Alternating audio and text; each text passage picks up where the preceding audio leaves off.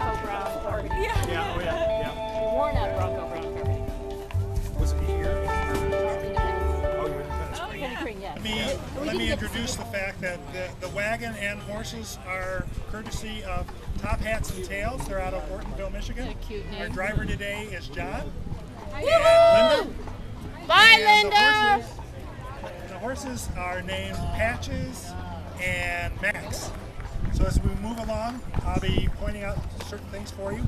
My name is Brian Golden, and I am the president of the Farmington Historical Society. So I'm going to be filling your heads with all kinds of historical historical information. In fact, the very first historical site that I'll point out is right here, our historic Starbucks. It's actually the only Starbucks in town. That makes it historic. The first structure that I want to point out is this is our Methodist church here. Methodist church actually was constructed in 1920. The original structure was a frame. Original structure was a frame structure down the street, and this one was built in its place in 1920 and completed in 1922. It is it's an interesting church because it was designed by Butterfield and Butterfield. This is a father-daughter architectural firm by Emily Butterfield, Michigan's first female architect. Yes, this church was designed by her and her father. They've also designed other structures, not only here in Farmington, but all over southeast Michigan. Now, as we travel along, what I'm going to be doing is pointing out to you interesting or different architectural styles that exist here in our historic district. Let me give you a little brief history about Farmington itself. Farmington is a very old community. It was founded in 1824 by a Quaker, a man by the name of Arthur Power. Now, that means that Farmington is a very old community, the oldest community on this side of the county. Not the oldest community in the county, but the oldest on this side of the county, founded again in 1824. Now, Arthur Power, being a Quaker, came here in 1824 from Farmington, New York. He actually came here with two of his sons and two hired hands. And they found a lot of property that he was interested in purchasing, all in through this area. And it was all blank, there was nothing. There was nothing. Arthur Power was the first person basically to set foot in this area. Now, Arthur Power came from Farmington, New York, which was a Quaker community as well. That was founded by Quakers that came from Farmington, Connecticut. So you see the trend here? They like the name. Yeah, they like the name so much they carry the name with them everywhere they went. You know, if you stop and think about it for a minute, if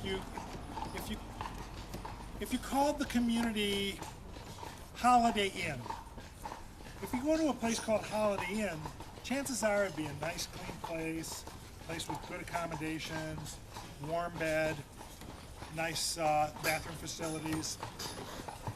If you were a Quaker and was traveling across country and came upon a community called Farmington, chances are you were amongst friends. Now that's a joke because Quakers are referred to as the Society of Friends. So you'd be amongst friends. It's a time joke. You'll get up tomorrow morning and start laughing. Do you want it? All of this land that's in through here was at one time owned by Arthur Power. He did something that his mother did for him, and that's to help his children get established. So what he did was he came here, purchased thousands of acres, and divvied out most of his land to his children, so that they could make their way in the new world, so to speak. The corner, yeah. You see the big mosquito going? On the roof on the corner? Yeah, that's called a mansard style roof by incorporating the roof and part of the as part of the structure. You could actually use that for living space. Same holds true with. Well, this is this beige house over here is called an American four-square. Now, an American four-square is like a big cube.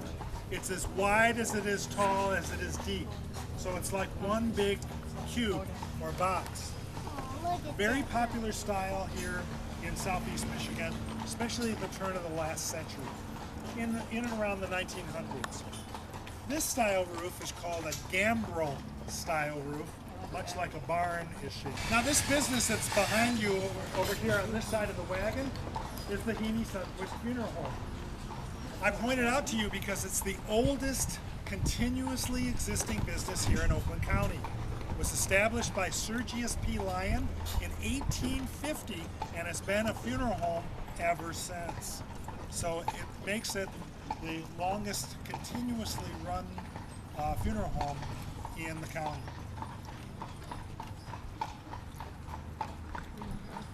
Mr. Sundquist, Walter Sundquist, purchased it from the Heaney brothers about 40 years ago, and he's added on and added on and added on. People are still dying to get in. Oh, boom, boom. Ta-da.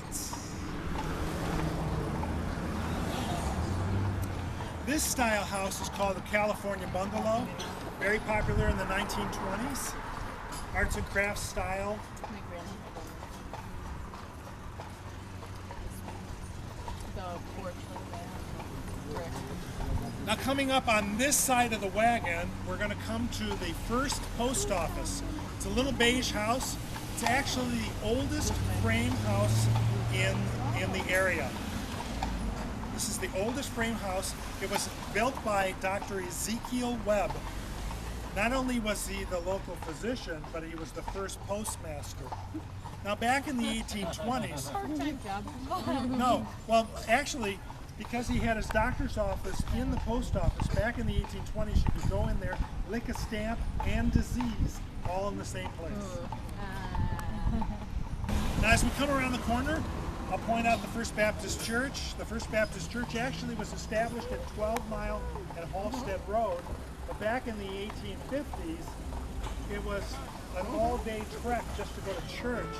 So they decided to abandon the church at 12 Mile and Halstead Road. They rebuilt a new church here on this at this intersection, which is here.